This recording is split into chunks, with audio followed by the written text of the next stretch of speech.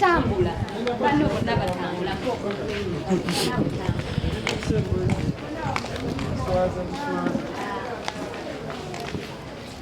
Oh, I go duka gwe manager.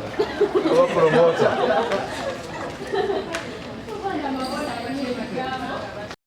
DJ Paul. Hey, DJ Paul. Yeah, the best in Dubai. Hey, tuli ku Pearl of Africa hotel. Yes. Kupate ya Zari. Yeah. Problem masanyalazi ne bali mukutereza. But I don't know how long it's going to take, but they are working on it.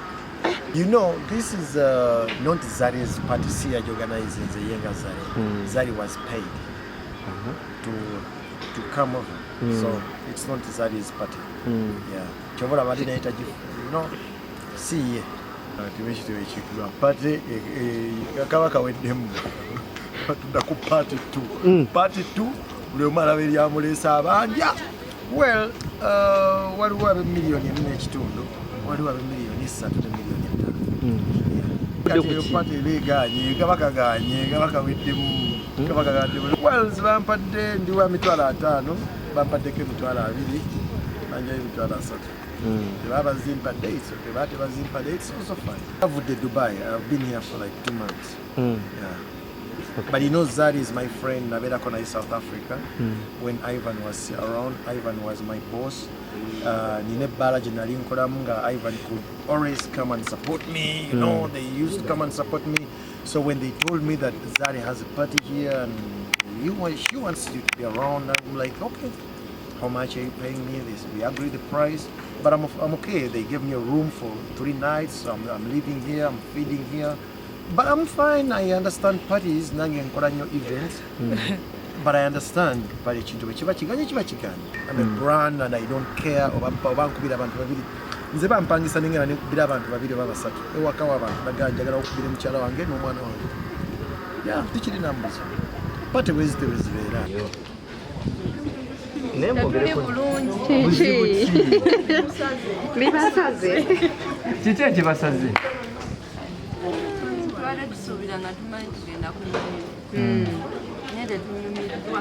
Tulaba muli ku tebo. Tebo ya sente mmeka mwagiguze mmeka? Mwabala abato sente Tebuzijjawa. mukola mirimu ki egyo ne mutuuka okuba nti musasula tebo? Bannange kuno kufiirwa kwennyini. Ebyo bibaawo losibaawo n'oba osuubudde n'oba olese konteyina ne babitwala oba okoze losi. Kulaba nkoze. Kulaba nsaze press. N'esente zo tezikuluma zotaddemu akakadde akalamba ku tebo. Tuziteekamu bulijjo. Olaye nkaaba Amaziga. Mwe munkwatiddwa agenda Ogambye ki maama?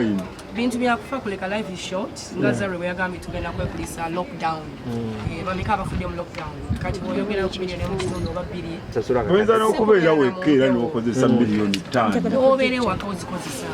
Kati wamini it's a weekend shopping y'abaana mu supermarket neero waguze ebyemmeka. So you have to find time for it. No, obuzibu buli mu badijje ffe tetulina problem tuzze ku attending a party. Kubuuza baabitegese biki kati fe abazze okunyumirwa. Twazze kunyumirwa so we are holding on. Agenda jikuba kuba kati ya promotion ziri mu program tujina wano tu meeting twogeremu tuba tumulinze kyova twataddemu tumulinze kitegeera kyali waffe si ya kubona abona nnyo nti oba twazze tuli ku mpingo tukunyire kunye oba tutaddemu tufiiriddwa nnyo tuli mu kaaba tuli okay mukeka mwe mutali okay So mukyayina essuubi mukyayina essuubi ffe tuli okay mpozi nga mwe muli ku time muleka muli ku time Wanjima mugambye ki? Obaze barabula kya?